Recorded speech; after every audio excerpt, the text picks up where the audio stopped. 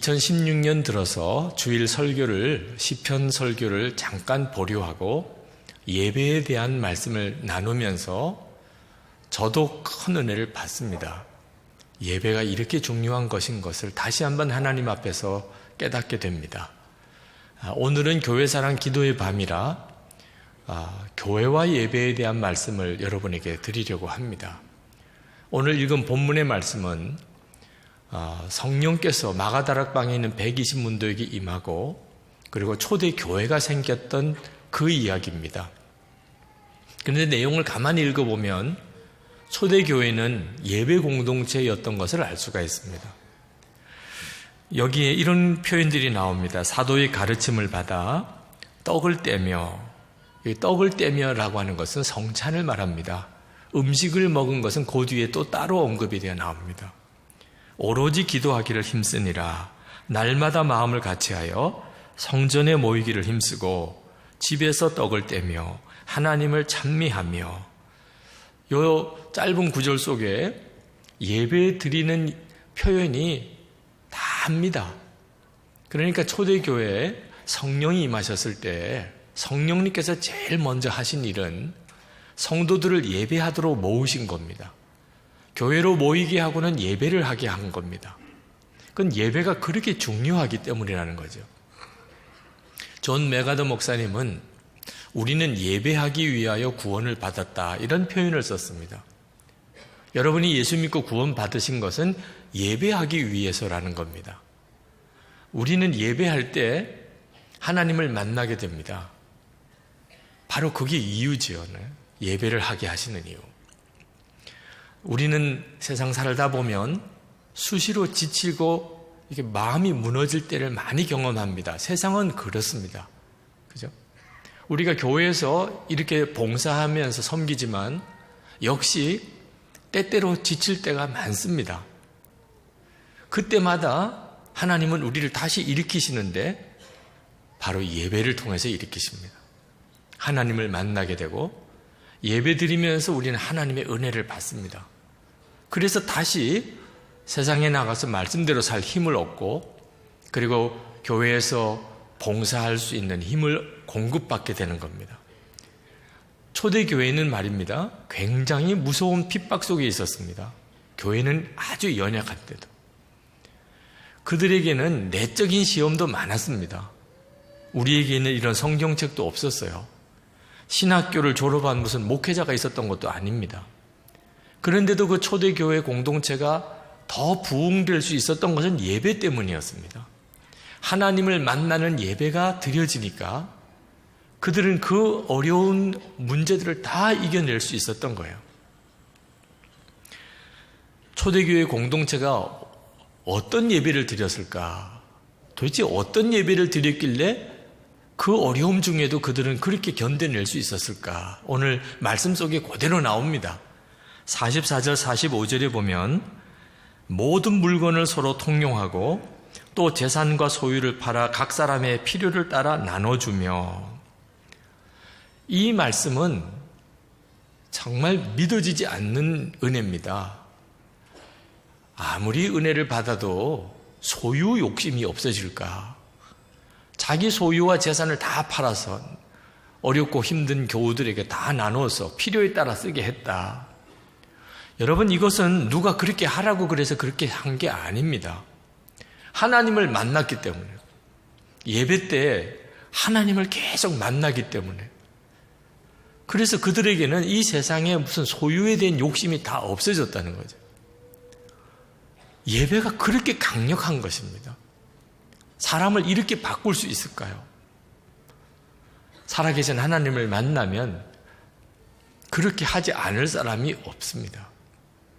저는 이 성경을 읽으면서 요즘 우리 교회와 그때 당시가 얼마나 다를까 하는 생각을 해봤습니다. 요즘에는 교회 주변 사람들이 교회를 다 싫어합니다. 솔직히 우리 교회도 주일 주차 문제 때문에 주민들이 원성이 많습니다. 그들이 교회를 싫어하는 것 중에 하나가 시끄럽다는 겁니다. 그 시끄러운 것은 예배를 말합니다. 예배 드릴 때 찬송하고 기도하는 소리가 시끄럽다는 거죠. 근데 초대교회는 하나님을 찬미하는 성도들의 예배를 통해서 세상 사람들이 다 칭찬을 했다는 겁니다. 그리고 전도문이 활짝 열렸습니다. 47절 말씀해 보면 하나님을 찬미하며 또 온 백성에게 칭송을 받으니 주께서 구원받는 사람을 날마다 더하게 하시니라. 세상에 어떤 예배를 드렸길래 이렇게 되는 거죠? 바로 예배 때 성도들의 변화가 있었기 때문입니다. 소유욕이 없어져서 다들 자기 재산 내어놓고 어려운 사람 하나도 없을 정도로 다 그렇게 먹이고 살리는 것을 보면서 세상 사람들이 성도들의 예배를 보고 오히려 감동을 받았다는 거예요. 그러니까 예배는 이렇게 드려져야 이게 진짜입니다. 예배가 우리들의 삶을 바꾸는 거죠. 제가 이 예배에 대해서 말씀을 묵상하고 한 달 동안 지내면서 하나님은 제 마음에 하나님이 정말 받으시는 진짜 예배에 대해서 너무나 놀라운 은혜를 저에게 부어주셨어요. 나는 이런 예배를 받기를 원한다. 저 자신이 얼마나 은혜를 받았는지 모릅니다. 모세가 말입니다. 시내산에서 하나님을 40일 동안 만납니다. 그리고 십계명을 받아 내려오죠. 그때 모세의 얼굴에 광채가 납니다.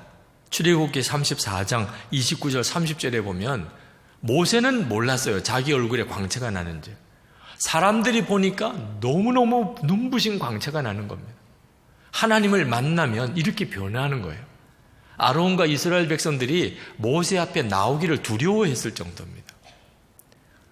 우리가 예배 때 하나님을 만나게 되면 우리 얼굴이 달라집니다.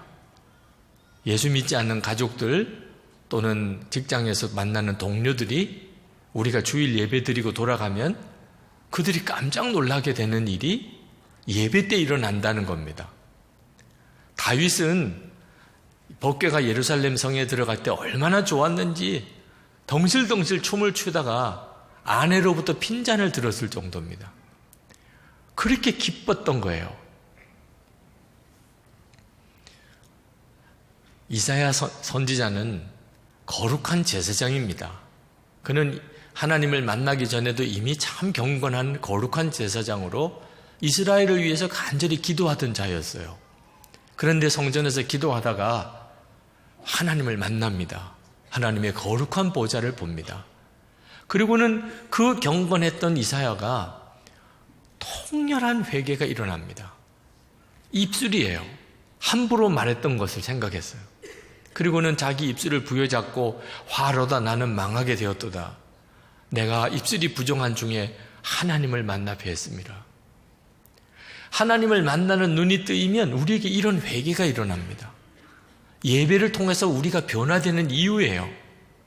전혀 자기 죄인 줄 몰랐던 죄가 드러나는 거죠. 여러분, 우리가 예배 드릴 때 이렇게 우리 자신의 숨겨진 죄가 드러나는 일은 축복입니다. 왜냐하면 하나님 앞에 가서 그것을 보게 되는 것은 끔찍한 일이니까.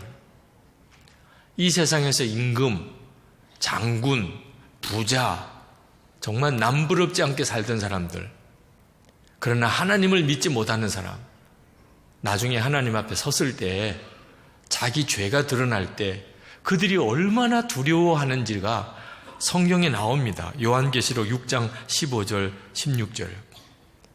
그들이 이렇게 말합니다. 굴과 산들의 바위 틈에 숨어 산들과 바위에게 말하되 우리 위에 떨어져 보좌에 앉으신 이의 얼굴에서와 그 어린 양의 진노에서 우리를 가리라. 차라리 돌에 맞아 죽고 싶다는 거예요. 그러나 죽을 수도 없습니다. 하나님 앞에 자기의 죄가 온전히 다 드러난 상태에서 이 세상에서는 부러울 것 없이 살았지만 하나님 앞에 서는 순간에 그때부터 그 끔찍함은 말할 수가 없습니다. 여러분, 우리가 예배가 귀한 것은 예배 드릴 때마다 우리의 죄가 드러납니다. 하나님을 만나면 다 그렇게 됩니다. 그리고 하나님 앞에 온전히 설 준비를 하게 되는 겁니다. 사도 바울은 예수 믿는 사람 핍박하는 걸 잘하는 건 줄 알았어요. 스데반 순교할 때 앞장섰던 사람입니다. 근데 그 진짜 예수님을 만났습니다. 강력한 빛으로 다가오시는 주님을 만났습니다. 그리고는 사도 바울은 눈이 멀어버렸어요. 말에서 꼬꾸라졌습니다. 그러나 그것이 사도 바울에게 복이었습니다. 눈은 멀었지만 영안이 열렸습니다. 살아계신 주님을 만났습니다.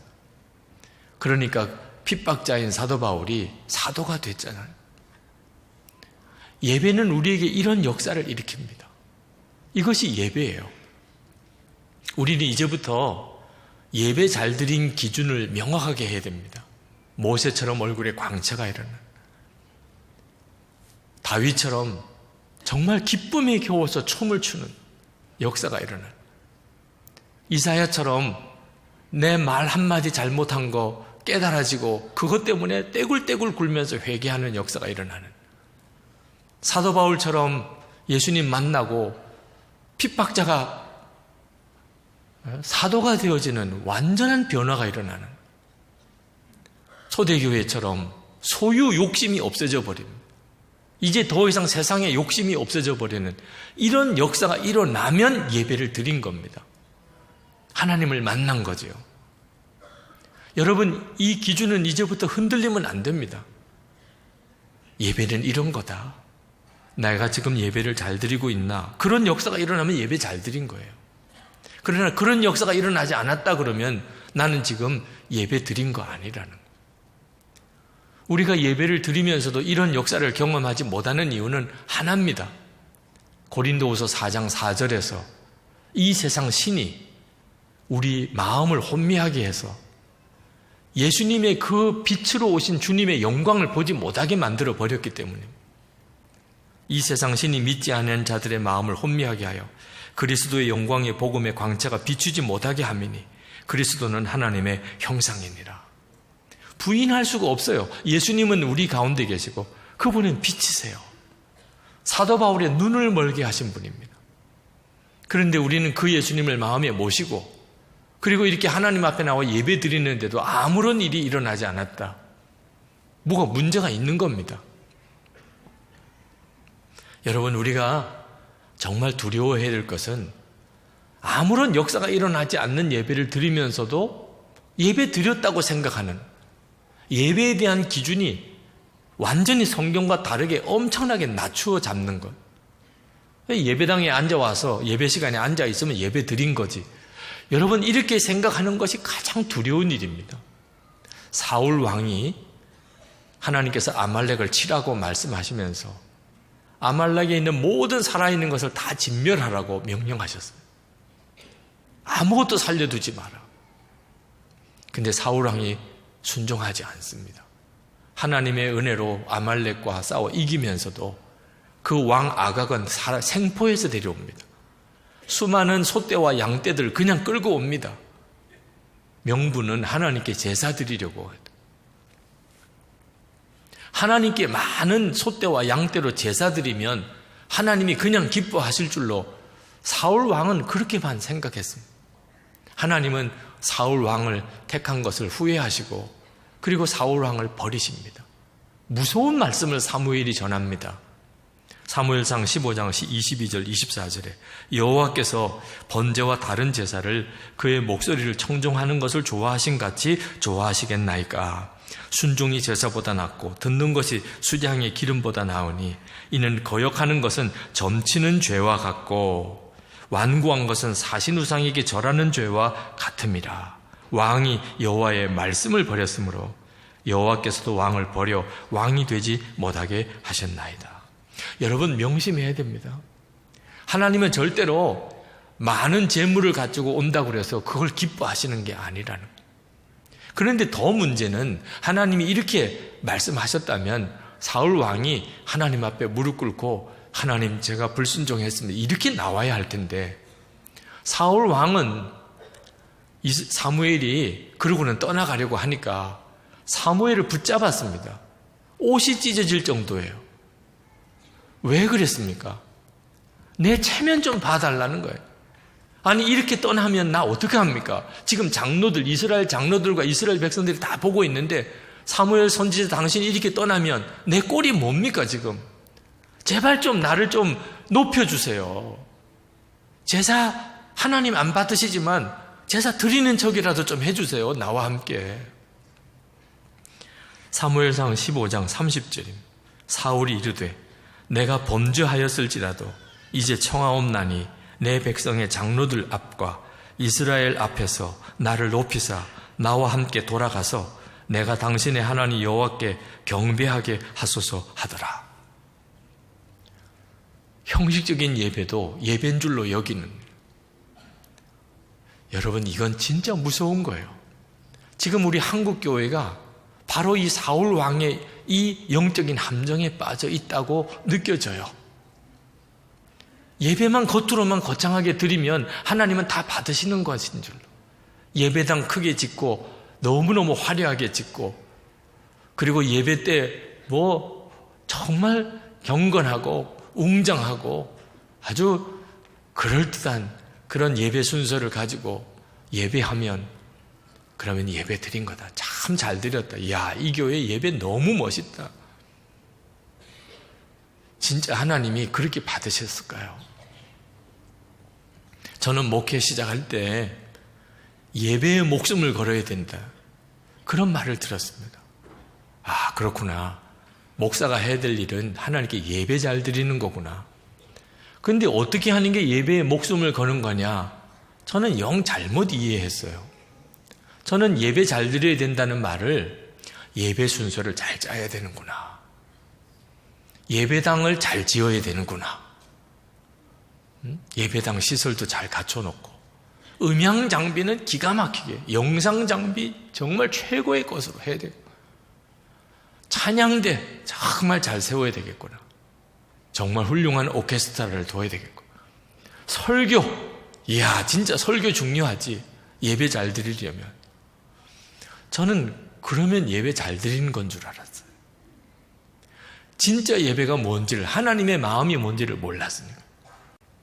여러분, 예배 잘 드리는 것은 예배 시간에 좋은 예배당에서 정말 모든 순서 잘 갖추어서 웅장하고 거룩하게 드린다고 그 예배 잘 드리는 거 아닙니다. 예배 잘 드리려면 정말 중요한 영적인 진리를 알아야 합니다. 그것은 우리 그리스도인들이 하나님의 성전이라는 거예요. 하나님이 지금 우리 마음에 계셔서 우리 몸은 하나님의 성전된 자라는 이 영적인 비밀을 알아야 됩니다. 창세기를 읽어보면 하나님이 인간을 창조하실 때 하나님의 목적이 우리를, 인간을 하나님의 성전 되게 만드시는 것이었습니다. 그래서 사람을 만드실 때 흙으로 빚으시고 그 안에 하나님의 생영을 넣어주셨습니다. 그래서 사람이 된 겁니다. 하나님이 사람을 만드실 때는 하나님의 성전으로 만든 겁니다. 하나님의 영을 담은 집으로 만든 거예요. 그런데 아담과 하와가 선악과를 따먹고 죄를 짓습니다. 그랬더니 하나님이 하나님의 영을 거두십니다. 하나님의 성전이 이 땅에서 사라졌어요. 모세 때 하나님이 임시로 이스라엘 백성들과 함께 거하는 처소로 성막을 만들게 하십니다. 그리고 40년 동안 성막을 중심으로 이스라엘 백성들이 광야를 지나지요. 그런데 가나안 땅에 들어가서 블레셋의 성막을 법궤를 뺏겨버립니다. 그리고 성막은 끝납니다. 다윗이 성전을 짓겠다고 할 때 하나님이 그 아들 솔로몬에게 짓게 하셔서 솔로몬 성전이 세워집니다. 그러나 성전이 우상이 되고 하나님을 배신하니까 블레셋을 통해서 솔로몬 성전 다 무너집니다. 스룹바벨 성전이 지어지고 헤롯 성전이 지어지지만 하나님은 더 이상 거기 거하시지 않습니다. 하나님이 계시지 않으면 성전 아닙니다. 그냥 건물이지요. 예수님께서 헤롯 성전을 탁자를 다 뒤집어 엎었잖아요. 채찍을 치셨잖아요.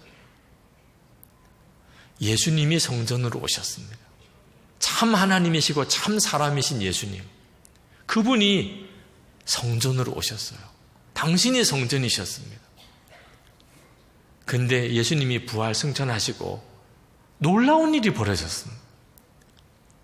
마가다락방에 120문도가 모여 있는데 하나님의 성령이 그 성도들에게 임했습니다. 여러분, 하나님이 인간을 창조하실 때가 다시 회복된 거예요. 하나님의 영이 사람에게 임한 겁니다. 이것이 예수 믿는 모든 성도들에게 이루어진 겁니다. 지금 우리에게 이루어진 거예요. 우리가 하나님의 성전이 된 겁니다. 이것이 하나님의 뜻이고 계획이었어요. 우리가 하나님께 진정한 예배를 그렇게 드릴 수 있을까? 진짜 하나님을 만나는 예배를 내가 드릴 수 있을까? 물론입니다. 물론. 하나님이 우리 안에 오셨으니 우리가 이 사실을 진짜 믿고 하나님의 성전으로 사느냐 하는 데 달려있는 거예요. 고린도전서 3장 16절에 너희가 하나님의 성전인 것과 하나님의 성령이 너희 안에 거하시는 것을 알지 못하느뇨. 알지 못하느뇨. 우리가 하나님의 성전이라는 사실을 알면 내가 하나님의 성전을 짓는 자구나. 이 사실을 여러분이 명심하면 우리는 예배 드릴 때마다 하나님을 만납니다. 그리고 세상을 이길 힘을 얻습니다. 고린도전서 6장 19절 20절에 너희 몸은 너희가 하나님께로부터 받은 바 너희 가운데 계신 성령의 전인 줄을 알지 못하느냐. 너희는 너희 것이 아니라 값으로 산 것이 되었으니 그런즉 너희 몸으로 하나님께 영광을 돌리라. 우리는 예배 드릴 때 우리의 몸을 통해서 하나님의 영광을 봅니다. 그래서 사도 바울이 로마서 12장 2절에 이렇게 말씀한 겁니다. 너희 몸을 하나님이 기뻐하시는 거룩한 산 제물로 드리라. 이는 너희가 드릴 영적 예배니라. 우리는 예배 드릴 때마다 하나님을 만나게 되어 있습니다. 이것이 예수 믿은 축복인 거예요. 우리가 이런 예배를 드리기 위해서 교회가 소중한 것입니다. 하나님은 우리에게 이런 예배를 드리게 하기 위해서 교회를 주신 거예요.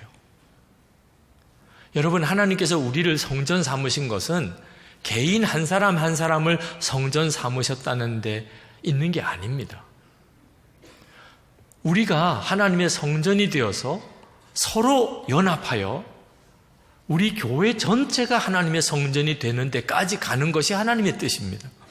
여러분, 하나님께서 받으실 예배를 드리는 교회를 세우는 일, 이거는 우리가 사는 길이고, 그리고 이 교회가 사는 길이고, 그리고 우리 한국 교회가 사는 길입니다. 모세처럼 예배드리면 얼굴에 광채가 비치고, 이사야처럼 회개가 터지고, 다윗처럼 기뻐 춤을 추고, 초대교회 성도들처럼 소유욕이 다 없어지고, 사도 바울처럼 삶이 완전한 극적인 변화가 일어나는 이런 예배를 제대로 드리자. 그렇기 위해서 교회를 지키는 거예요. 영적으로 지키는 거예요. 그리고 그 교회를 사랑하는 겁니다. 함께 짐을 지는 거죠. 여러분이 그 일을 위해서 같이 참여해 주시기를 간곡히 부탁하는 거예요. 처음에 600명이 이 교회에 짐을 지고 기도할 때 그 처지는 정말 보기가 안타까웠을 정도. 역시 기도할 제목은 똑같습니다. 한 사람 더 기도자가 더 한다는 것은 우리에게는 말할 수 없는 기쁨이에요. 여러분, 이 시간에 우리 같이 기도하겠습니다. 하나님, 저에게 이 진정한 예배, 하나님을 진짜 만나는 이 예배를 제가 영원히 하나님께 드리게 해주세요. 그리고 그럴 수 있는 교회가 되도록 지키겠습니다. 하나님, 이 교회를 죽음에서 다시 살리셨는데 하나님, 그런 교회를 제가 지키겠습니다. 그 교회를 위해서 제가 힘을 더하겠습니다. 정말 교회를 사랑하는 마음으로 그렇게 예배 공동체가 되도록 하겠습니다. 우리 같이 하나님 앞에 간절히 기도하겠습니다. 은혜와 사랑이 많으신 하나님,